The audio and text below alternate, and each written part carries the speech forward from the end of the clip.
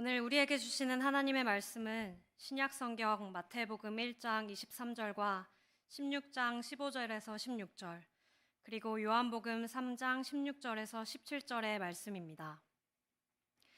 이제 제가 하나님의 말씀을 봉독하겠습니다. 보라, 처녀가 잉태하여 아들을 낳을 것이요 그의 이름은 임마누엘이라 하리라 하셨으니 이를 번역한즉 하나님이 우리와 함께 계시다 함이라. 이르시되 너희는 나를 누구라 하느냐? 시몬 베드로가 대답하여 이르되 주는 그리스도시요 살아계신 하나님의 아들이시니이다. 하나님이 세상을 이처럼 사랑하사 독생자를 주셨으니 이는 그를 믿는 자마다 멸망하지 않고 영생을 얻게 하려 하심이라. 하나님이 그 아들을 세상에 보내신 것은 세상을 심판하려 하심이 아니요 그로 말미암아 세상이 구원을 받게 하려 하심이라. 아멘.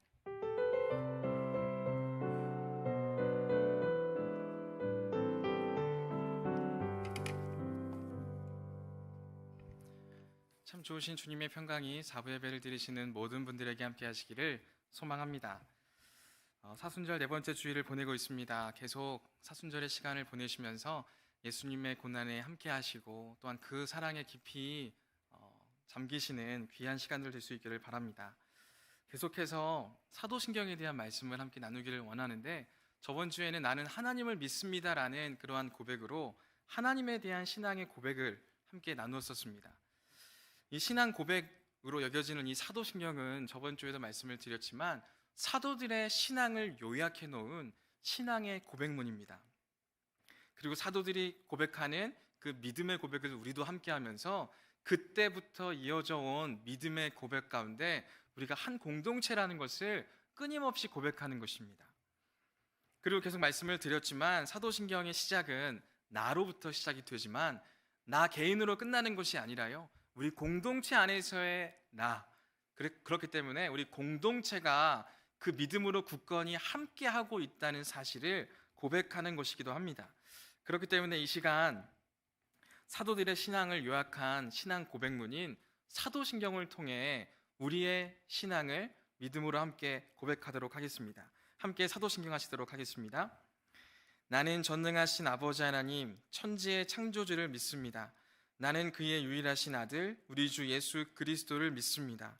그는 성령으로 잉태되어 동정녀 마리아에게서 나시고 본디오 빌라도에게 고난을 받아 십자가에 못 박혀 죽으시고 장사된 지 사흘 만에 죽은 자 가운데서 다시 살아나셨으며 하늘에 오르시어 전능하신 하나님 우편에 앉아 계시다가 거기로부터 살아있는 자와 죽은 자를 심판하러 오십니다. 나는 성령을 믿으며 거룩한 공교회와 성도의 교제와 죄를 용서받는 것과 몸의 부활과 영생을 믿습니다. 아멘. 저 혼자 한 거 아니죠? 우리 공동체 안에서의 함께하는 고백이 신앙 고백인 거예요. 나로 이렇게 믿음의 고백을 시작하지만 아멘으로 끝나게 되면서 우리 공동체가 믿는 하나님이, 내가 믿음으로 고백한 하나님이 맞습니다 라고 공동체에서 함께 확인해주고 한 공동체임을 더욱더 굳건히 하는 그러한 믿음의 고백문입니다. 그렇기 때문에 이 사도신경의 신앙 고백을요, 우리가 함께 있을 때도 하지만 우리 개인이 있는 자리에서도 끊임없이 해나갈 수 있어야 합니다. 믿음의 고백은요, 하면 할수록 우리의 믿음을 더해주는데 힘을 실어주기 때문에 그렇습니다. 그렇기 때문에 오늘뿐만 아니라 각자의 자리에서도요, 신앙의 고백들을 계속해서 이어나갈 수 있기를 부탁을 드리겠습니다. 저번 주에도 말씀을 드렸듯이 사도신경은 크게 세 부분으로 나눌 수 있다고 말씀을 드렸습니다. 그 세 부분은 나는으로 시작하고 믿습니다라고 끝이 나는 그러한 단락이 크게 한 부분으로 볼 수 있습니다. 그래서 저번 주는 나는 전능하신 아버지 하나님, 천지의 창조주를 믿는 그러한 믿음에 대한 고백을 함께 나누었고요. 오늘은 나는으로 시작해서 예수님을 믿습니다라는 그 부분에 대해서 함께 나눌 수 있기를 원합니다. 특별히 이 사도신경의 두 번째 부분은요, 첫 번째와 세 번째 부분에 비해서 상당히 비중이 큽니다. 그 왜 이렇게 큰 것인지에 대해서 함께 먼저 나눌 수 있기를 원하는데, 먼저 예수 그리스도에 대한 믿음의 고백이 어떻게 시작하는지 우리가 함께 고백할 수 있기를 원합니다. 함께 고백하겠습니다. 나는 그의 유일하신 아들 우리 주 예수 그리스도를 믿습니다 라는 그런 믿음의 고백으로 예수님에 대한 믿음의 고백이 시작이 됩니다. 여기서 볼 수 있듯이 앞서 우리가 하나님에 대한 고백을 했잖아요. 그러한 하나님의 단 하나뿐인 아들이신 우리 주 예수 그리스도를 믿는다는 고백이 되어지고 있다는 거죠. 이제까지는 나로 시작했고 내가 믿는다라고 했지만 특별히 이 두 번째 단락에서는요, 우리 주 예수 그리스도라고 표현을 하고 있어요. 여기에서도 우리가 알 수 있는 것은요, 나 개인적인 고백인 것처럼 보이지만 나 개인적인 고백이 아니라 공동체 안에서의 나임을 계속해서 말씀하고 있는 것이죠. 공동체 안에서 내가 이렇게 믿는데 누구를 믿느냐? 우리의 주인 되시는 예수 그리스도를 믿는다라고 기록하고 있다는 것입니다. 그리고 예수 그리스도에 대한 믿음의 고백이 이렇게 긴 이유는요, 예수 그리스도를 통해서 우리가 하나님을 제대로 알아갈 수 있고요, 예수 그리스도를 통해서 성령님을 제대로 알아갈 수 있기 때문에 그렇다는 것입니다. 그렇기 때문에 예수님에 대한 분량이 상당히 큰 것이죠. 예수님을 우리가 제대로 알아야 전능하신 아버지 하나님, 창조주 하나님을 알 수 있으니까요. 우리를 계속해서 인도해 가시는 성령님을 알 수 있으니까요. 그래서 우리가 예수님이 어떠한 분이신지 그것을 아는 것과 믿는 것이 성부 하나님, 성령 하나님을 믿는 길이 되어짐을 분명히 우리에게 알게 해주신다는 것입니다. 그래서 먼저 이렇게 우리 주 예수 그리스도를 믿는다는 믿음의 고백을 하는 것이죠. 그리고 이 믿음의 고백은요, 마태복음 16장 15절에서 16절에 나오는 베드로의 신앙 고백에 기초합니다. 함께 읽어보도록 하겠습니다. 시작. 이르시되 너희는 나를 누구라 하느냐? 시몬 베드로가 대답하여 이르되 주는 그리스도시요 살아계신 하나님의 아들이시니이다. 베드로가 이렇게 예수님을 향하여 고백하고 있습니다. 너는 나를 누구라 하느냐? 라고 했을 때 베드로는 주님은 그리스도이십니다. 그리고 주님은 살아계신 하나님의 아들이십니다. 라고 고백을 하고 있다는 것입니다. 이 고백은요, 지금 우리들의 고백이 되었죠. 사도신경의 고백을 통해서 베드로의 신앙의 고백이, 사도의 신앙의 고백이 우리의 신앙의 고백이 되어야 한다는 거죠. 그럼 우리가 정말 그렇게 생각하고 살아가고 있습니까? 우리의 주님을 예수님이라고 믿고 고백하고 삶을 살아가고 계십니까? 오늘 이러한 고백을 우리에게 도전하시는 동시에 정말 우리의 삶의 주인이 누구인지를 되묻고 있는 신앙의 고백이 되어진다는 것입니다. 우리가 정말 예수님을 내 삶의 주인으로 고백하고 믿음으로 살아간다면 어려움이 없을 것이라는 전제를 깔고 있는 거예요. 근데 우리가 이 세상을 살아가는데 어려워요. 왜요? 돈이 없어서요? 뭔가 학력이 되지 않아서요? 삶이 쉽지 않아서요? 그렇게 한다는 것은요, 세상적인 기준으로 모든 것들을 판단하는 것이 되어진다는 거죠. 그 말인즉슨 세상은 살아갈 때 예수님이 나의 주님이 아니시라는 것을 방증하는 것이다 라는 것이죠. 그러한 우리들에게 분명히 선포하고 계시는 부분입니다. 우리가 정말 예수님을 나의 삶의 주님이라고 말하고 있는가? 사실 이 말씀을 전하게 될 때요, 저의 마음 가운데 조심스러움이 있습니다. 저는 정말 예수님을 나의 삶의 주님이라고 고백합니다 라고 말씀하시는 분들이 많이 있을 거예요. 그런데도 불구하고 삶이 힘든걸요, 그럼에도 불구하고 힘든 게 힘들지 않은 게 아닌걸요 라는 말씀을 하시는 분들이 있을 거예요. 분명히 존재할 거예요. 그렇기 때문에 저도 이 말씀이 굉장히 꺼내기가 부담스럽기도 했습니다. 근데 오늘 사도신경의 말씀에서는요, 분명히 고백하라는 거예요. 나는 우리의 주님이신 예수 그리스도를 믿습니다 라고 고백하라는 거예요. 왜요? 그러한 고백 가운데 우리의 삶을 정말 이끌어 가시는 분이 하나님이심을 알게 되거든요. 오늘 나의 주님이신 예수님이라고 하는 고백이 마태복음 16장 15절에서 16절까지 그 기초가 되는 본문이 있다고 말씀을 드렸습니다. 베드로가 이러한 신앙의 고백을 예수님께 드렸어요. 그러자 예수님께서 베드로에게 이렇게 말씀하십니다. 마태복음 16장 17절 말씀입니다. 예수께서 대답하여 이르시되 바요나 시몬아 내가 복이 있도다. 이를 내게 알게 한 이는 혈육이 아니요 하늘에 계신 내 아버지시니라 라고 말씀을 기록하고 있습니다. 베드로가 예수님을 향하여 신앙의 고백을 했어요. 근데 그 신앙의 고백이요, 베드로가 믿음이 있어서 한 고백이 아니었고요, 하나님이 알게 하셨고 하나님이 하게 하신 고백이라는 거예요. 우리가 신앙의 고백을 해야 하는 이유가 여기에 있다는 거예요. 우리가 정말 믿어져서 내가 고백을 하는 게 아니라요, 믿어지지 않는 그 자리에서 우리의 믿음으로 신앙을 고백하게 될 때 하나님이 알게 하시는 거예요. 하나님이 믿어지게 하신다는 것을 우리에게 분명히 알려주신다는 거죠.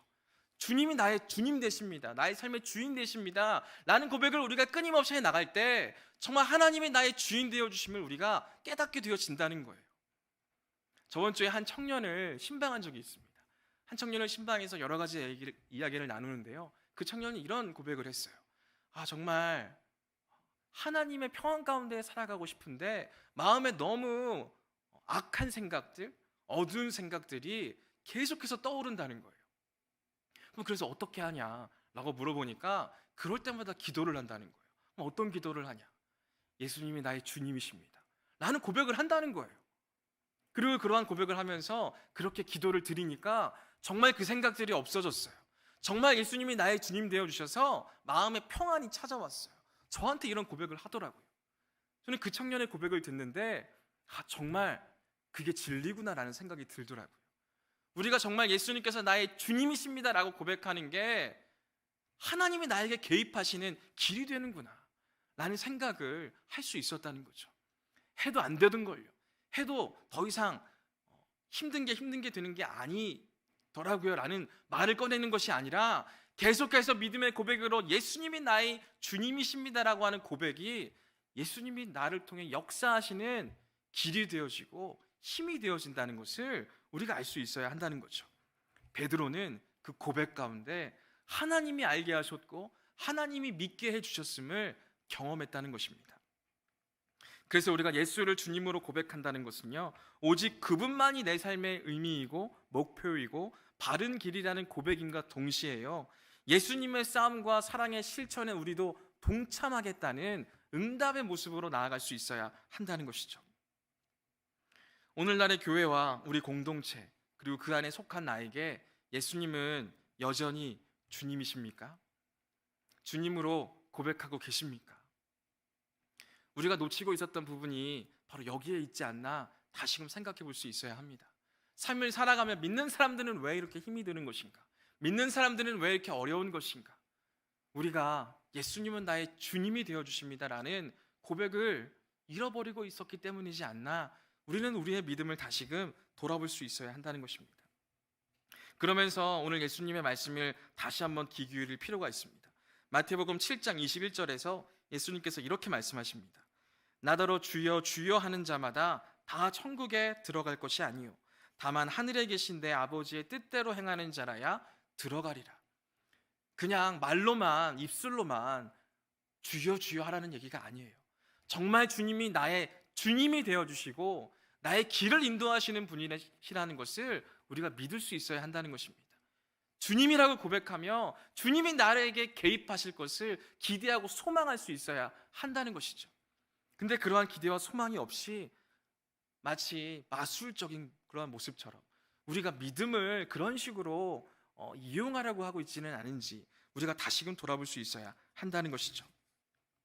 우리의 삶의 자리에서 예수님이 나의 주님이 되어주십니다, 주인이십니다 라는 고백을 끊임없이 해나갈 수 있는 우리 모두가 될 수 있기를 소망합니다. 또한 그러한 고백 가운데 정말 나의 주님이 되어주시는구나 라는 하나님의 그러한 응답을 깨닫고 들을 수 있는 모든 분들 될 수 있기를 소망합니다. 그리고 그러한 첫 번째 고백 가운데요, 나는 우리 주 예수 그리스도를 믿습니다 라는 고백이 있죠. 근데 예수 그리스도라고 하는 그 명칭에 우리가 주목할 수 있어야 합니다. 예수 그리스도는 우리가 듣기에 이상할 것이 없는 단어죠. 예수 그리스도라고 하는 표현을 우리가 많이 쓰기도 합니다. 근데 이 표현이요, 그 당시에는 익숙했던 표현이 아니에요. 왜 그렇냐면 두 단어가요 다른 나라의 단어로 되어 있기 때문에 그렇습니다.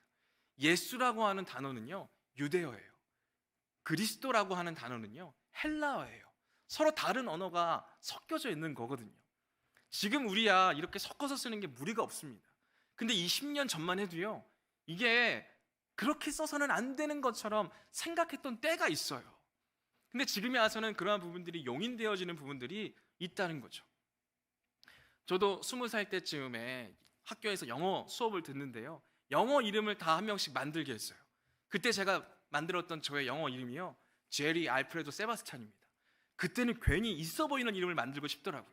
근데 그 이름으로 계속 4년 내내 영어 수업 때마다 저는 제리 알프레도 세바스찬입니다라는 말로 했어요. 근데 제가 한 번은 유학을 가고 싶은 마음이 있어서 그 유학을 가려면 영어로 졸업 증명서를 뽑고 막 해야 되거든요. 근데 그때 저는 4년 내내 제리 알프레도 세바스찬이었으니까 졸업 증명서의 이름에 제리 알프레도 세바스찬을 쓴 거예요. 그리고 졸업 증명서를 한번 보냈었어요. 괜히 지원을 한번 해보겠다고. 근데 그쪽에서 답변이 온 게 도대체 제리 알프레도 세바스찬이 누구냐는 답신이 왔어요. 제 이름이 정식 이름이 아닌데 마치 그게 학교에서 쓰니까 공식적인 이름인 양 생각을 했던 거죠. 한국에서 쓰는 이름을 그냥 한국에서 쓰는 이름 그대로 보내야만 했던 거죠. 외국어와 같이 써서는 알지 못한다는 것이죠. 이 당시에도 예수 그리스도라고 하는 것은요, 굉장히 익숙하지 않은 명칭이었고요, 웬 생뚱맞은 이름이냐라고도 취급을 받을 수 있는 이름이었어요. 사실 유대인들에게 말할 때는요, 예수 메시아라고 말해야 돼요. 그리스도라고 하는 말은요, 메시아와 같은 뜻을 가지고 있거든요. 예수 메시아라고 해도 우리는 별로, 물론 예수 그리스도보다는 조금 이렇게 발음하기가 좋지는 않지만 예수 메시아도 쓸 수 있는 말이잖아요. 근데 왜 하필이면 유대어와 그리스어를 같이 썼을까요? 사도들은요, 그 이름 가운데 하나님의 뜻이 담겨 있다고 믿었다는 것이죠. 무슨 말이냐 하면 예수라는 이름으로 유대인들에게 먼저 왔던 예수님께서 그리스도라는 이름으로 열방으로까지 나아가시겠다고 하시는 하나님의 뜻이 담겨 있다고 믿었다는 것이죠. 그래서 우리가 나는 우리 주 예수 그리스도를 믿습니다라고 할 때요, 우리는 어떤 생각을 가져야 하겠습니까? 먼저 믿은 우리가 믿지 않는 이들을 향해서 나아가겠다고 하는 결단이 그 믿음의 고백 가운데 숨겨져 있음을 우리가 알 수 있어야 한다는 것이죠. 그래서 사도들은 예수 그리스도라는 이름으로 예수님을 고백했습니다. 우리 또한 예수 그리스도를 믿는 자로서 나 홀로 예수님을 믿는 사람으로 그치는 게 아니라 믿지 않는 이들에게 복음을 전하고 예수님을 전해야 하는 사람들인 것이죠. 그래서 우리가 함께 예수 그리스도를 나의 주님으로 고백하게 될 때 그러한 믿음의 사명으로 세상 가운데 나아갈 수 있는 우리 모든 분들 될 수 있기를 소망합니다. 그리고 예수님을 믿는다는 고백 가운데 예수님에 대한 설명을 그 뒤에 이어가십니다. 그래서 이 예수님에 대한 설명을 크게 한 단락으로 보고 이 한 단락을 다시 세 부분으로 나눌 수 있습니다. 어떻게 나눌 수 있는가 하니 뒤에 있는 동사를 보면 우리가 나눌 수 있습니다. 예수님이 이 땅에 오셔서 무엇을 하셨고 지금은 어디에 계시고 앞으로는 어떻게 하시는가. 사도신경에서 예수님에 대한 믿음의 고백은요, 이러한 세 가지의 부분을 요약해 놓은 것입니다. 먼저 예수님께서는 어떻게 오셨습니까? 예수님께서는요, 성령으로 잉태되어 동정녀 마리아에게서 나셨고 라고 말씀을 기록하고 있습니다. 그게 예수님이 우리에게 오신 모습인 거예요. 근데 이 모습을 우리가 고백하는 순간 우리는 정말 어려운 신학적인 논쟁을 이길 수 있는 것들을 고백하는 거예요. 이게 무슨 말이냐 하면 성령으로 잉태됐다는 말이 무슨 말일까요? 성령으로 잉태가 되었다는 말은 근본이 하나님이심을 말씀하는 거예요. 그 말은 예수님은 참 하나님이심을 뜻하는 거예요. 근데 참 하나님께서 동정녀 마리아에게서 나셨다는 거예요. 인간의 몸 안에서 나왔다는 거예요. 인간의 몸에서 나오는 사람은 참된 사람인 거죠. 그래서 우리는 그 고백을 통해서 우리가 겉으로 드러나지는 않지만 그 고백은요, 다른 말로 하면 이렇습니다. 예수님은 참 하나님이시고 참 사람이심을 내가 믿습니다 라는 고백과 같다는 거죠. 그 당시에는 정말 많은 사람들이 예수님은 하나님이시고 사람은 아니셨다 라고 말하는 사람들이 있었어요. 이단으로 정죄된 사람들이 있었어요. 그 사람들 앞에서 나는 예수님이 하나님이시고 사람이심을 믿습니다 라고 고백하며 승리를 선포하는 모습이 되어지는 거죠. 또한 지금도 많은 유대인들이요, 예수님은 하나님이 아니시라고 말해요. 예수님은 단순히 사람이고 예언자라고 치부해 버립니다. 그러한 사람들에게 우리는 예수님은 하나님이시고 사람이십니다라는 고백을 하는 그러한 믿음의 고백이 사도신경의 내용이라는 거예요. 그리고 예수님께서는 참 하나님과 참 사람으로 오셔서 무엇을 하셨어요? 고난 받으셨어요. 고난 받으시고 십자가에 못 박혀 죽으시고 다시 사셨어요. 그 내용을 오늘 사도신경 가운데 적어 놓았다는 것입니다. 그것을 통해서 우리가 무엇을 알 수 있습니까? 예수님께서 우리에게 알려주신 예수님의 사역은요, 죽어야 산다는 거예요. 내가 죽고 그리스도로 인해서 사는 모습을 우리에게 말씀하고 있다는 것입니다. 그것이 예수님이 우리에게 보이셨던 분명한 믿음의 모습인 거예요.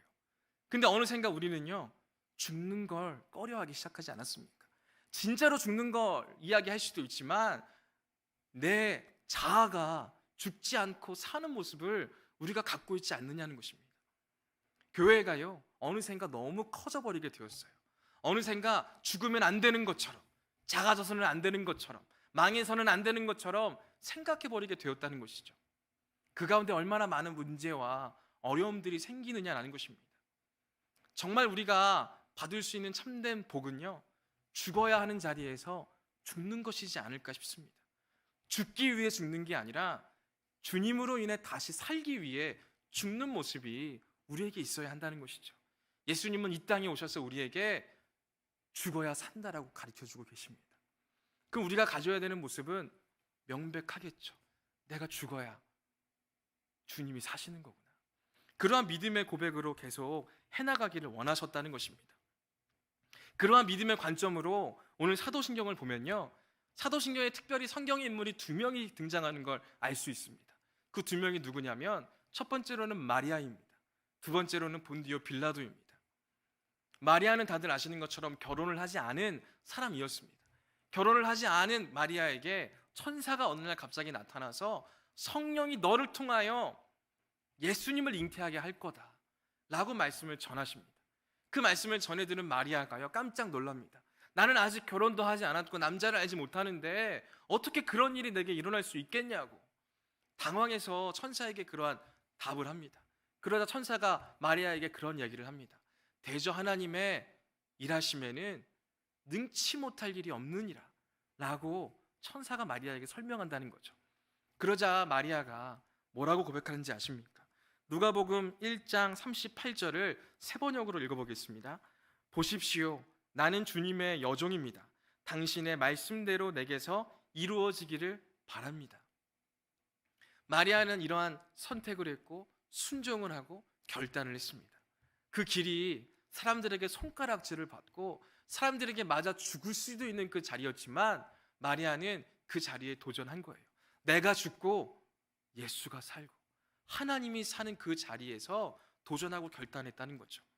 반대로 본디오 빌라도가 사도신경 가운데 등장합니다.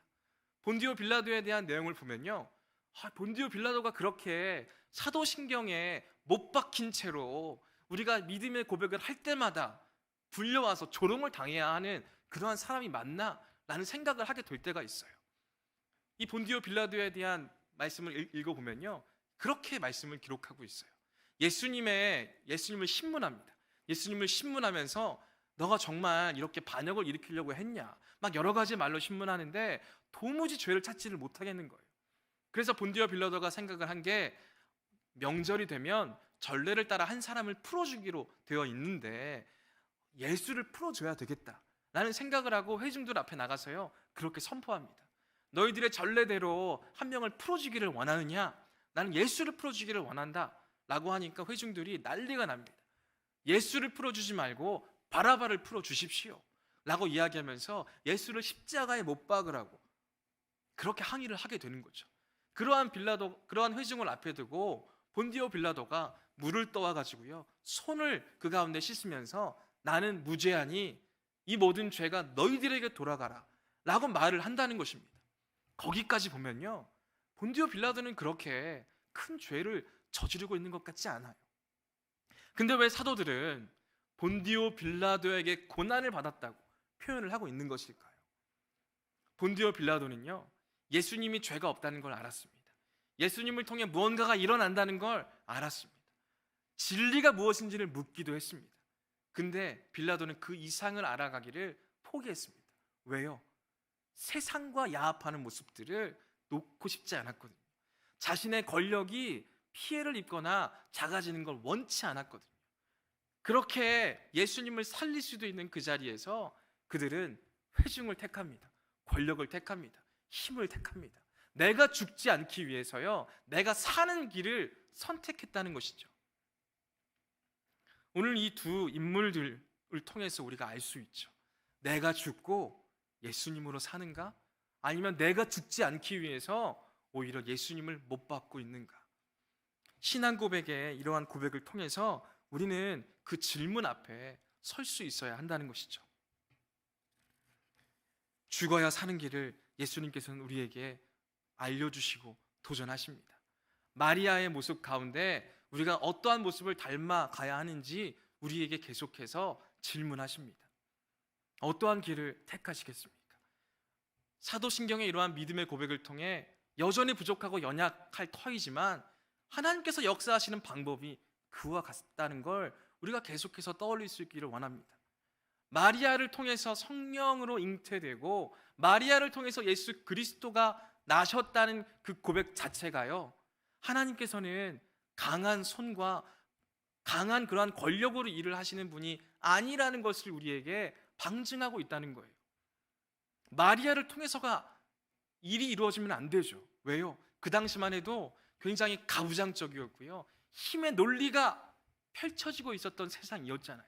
하지만 하나님의 일하시면은요, 마리아와 같은 연약하고 부족하고 힘이 없는 이들을 통해서 역사하시는 하나님이심을 우리에게 보여주고 있다는 것이죠. 내가 마리아처럼 행하기에는 너무 믿음이 없습니다. 너무나 부족합니다. 라고 생각하고 있다면 바로 그 자리가 우리가 믿음으로 신앙을 고백해야 하는 그 자리고요. 그 자리를 통해서 하나님께서 우리에게 은혜를 베푸실 거예요. 그렇기 때문에 우리는 나는 마리아와 같은 사람인가? 나는 본디오 빌라도와 같은 사람인가? 라는 질문 앞에 작아질 수 있어야 합니다. 연약함을 경험할 수 있어야 합니다.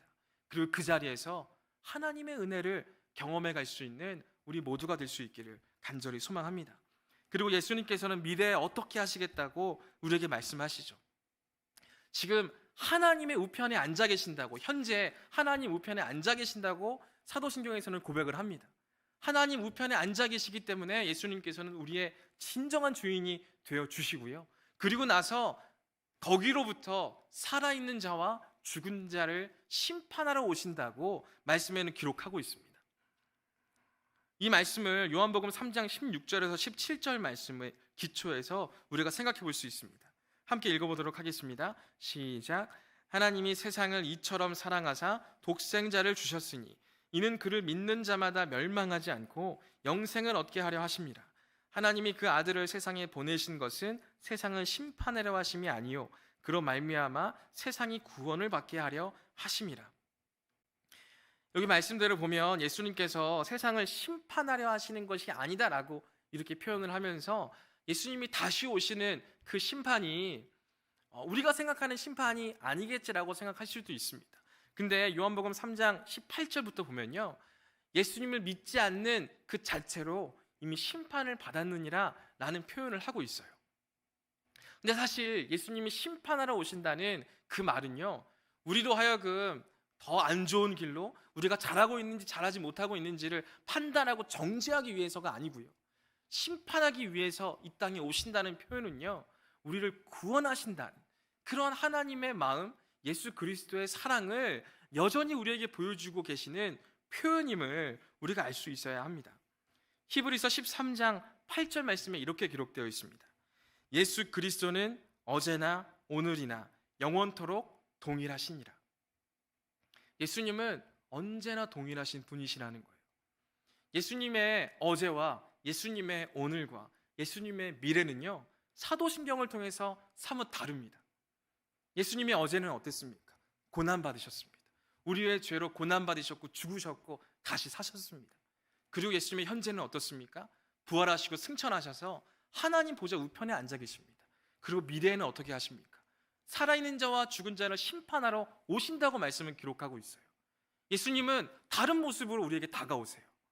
근데 그게 다른 모습으로 다가오시지만 중심은 같다는 거예요. 그 중심은 뭐예요? 우리를 사랑하신다는 거예요. 그 중심은 같지만 다른 모습으로 다가오심을 알 수 있어야 한다는 거죠. 여러분들도 친구가 아마 많이 있으실 거라고 생각합니다. 어렸을 때부터 만났던 친구들이 있을 거고요. 그 친구들과 지금도 만나실 거고 앞으로도 만나실 겁니다. 어렸을 때 만났던 친구들을 지금 만나면 어떻습니까? 마음이 편안하지 않습니까? 평안하지 않습니까?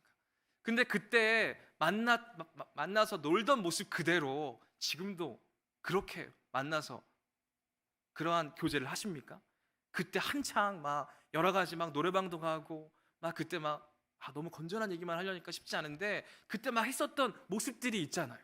근데 그 모습 그대로 지금 만나서 그렇게 하냐는 거죠. 지금은 조금 더 성장한 상태로 뭔가 만남의 내용이 달라지지는 않았습니까? 하지만 편안한 건 똑같지 않습니까? 그때 우리의 마음이 어떠했는지를 아니까. 지금 만나서 서로 만나서 노는 그런 내용은 달라졌다 할지라도 그 중심은 같지 않느냐는 거예요. 그때와 똑같은 모습으로 노는 그 모습이 지금의 관계를 이어가는 게 아니라 그때 통했던 그 마음이 지금도 통하기 때문에 관계가 이어져 나가지 않느냐는 거죠. 예수님에 대한 믿음의 고백이 또 같다는 거예요. 과거와 현재와 미래에 나에게 다가오시는 예수님의 모습이 달라요. 근데 그 모습으로 멀어지는 게 아니라요, 나를 향하신 예수님의 마음과 뜻이 어떤지를 내가 아니까 달라질 수 있는 거예요. 지금 나와는 다른 관계로 다가오시지만 중심이 같다는 건 아니까 다른 모습이지만 평안 가운데 있을 수 있는 거예요. 다른 모습이지만 더 깊은 관계로 나아갈 수 있는 거예요. 오늘 사도신경의 고백을 통해서 우리에게 원하시는 믿음의 모습이 이와 같다는 거죠. 지금 내게 다가오시는 모습이 다르다 할지라도 당황해하지 않고 나를 향한 하나님의 뜻이, 나를 향한 예수님의 마음이 사랑이고 평안이고 소망이고 미래이기 때문에 우리가 그 믿음으로 예수 그리스도를 믿을 수 있어야 한다는 것입니다. 오늘 예수님에 대한 믿음의 고백, 우리의 삶의 자리에서도 고백해 나갈 수 있기를 원합니다.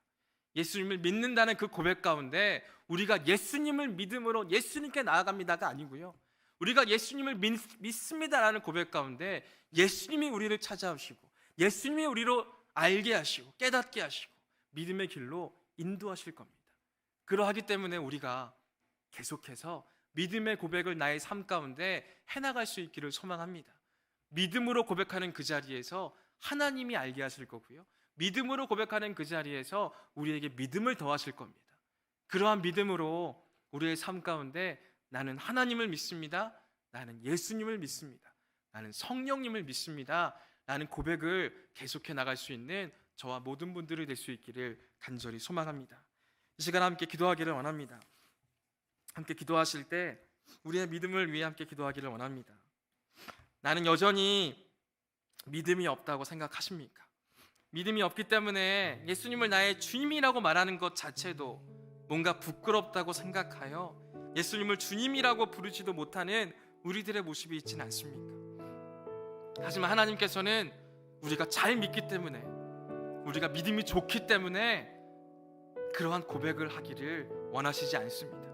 오히려 우리가 연약하기에, 부족하기에 이러한 믿음의 고백을 통해서 하나님께서 우리에게 찾아오시고 우리를 통해 역사하기를 바라시는 분이시라는 것을 우리가 다시 한번 알기를 원하고, 그리하여서 나의 삶 가운데 나의 믿음의 고백이 끊어지지 않을 수 있게 해달라고 함께 기도하기를 원합니다. 어제나 오늘이나 내일이나 다른 모습으로 나에게 다가오시는 예수님의 모습을 이상히 여기지 않고 그 가운데 중심이 같다는 것을 알아 나의 삶 가운데 역사하실 예수 그리스도를 주님으로 여기며 주님으로 삼으며 이 세상을 기쁨으로 살아갈 수 있는 우리 모두 되게 해달라고 함께 기도하기를 원합니다. 또한 우리 모든 청년 부서들을 위해 기도하기를 원합니다. 더욱더 모이기를 힘쓰는 모든 부서들 되게 하시고 함께 한마음 한뜻으로 세워질 수 있도록 도와주시고 나 혼자만 생활하는 것이 아니라 공동체 안에 나라는 사실을 깨달아 한 공동체로 믿음 생활을 해나갈 수 있게 하시고, 연약한 자들이 있다면 함께 기도로 나아가게 하시고, 굳건한 자들이 있다면 연약한 자들을 위해 끊임없이 나아갈 수 있는 그러한 공동체가 우리 공동체가 될 수 있게 해달라고 함께 기도하기를 원합니다. 또한 이번 한 주간을 살아가면서 나의 삶 가운데 믿음의 고백을 계속해서 이어나가게 하시고, 그 고백을 통해 믿음 더해주시고, 그 고백을 통해 평안을 회복하게 되는 우리 모두 되게 해달라고 이 시간 모든 기도의 제목들을 놓고 함께 기도하도록 하겠습니다.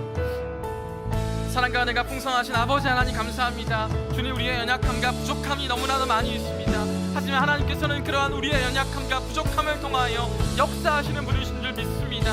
다만 우리가 그런 연약함과 부족함 가운데에서도 우리에게 허락하신 자리를 떠나지 않을 수 있도록 도와주시고, 그 자리를 통하여서 더 하나님 앞에 나아가게 하시고, 그 자리를 통하여서 더 하나님 아버지의 뜻을 깨닫게 되는 우리 모두가 될 수 있도록 도와주시옵소서.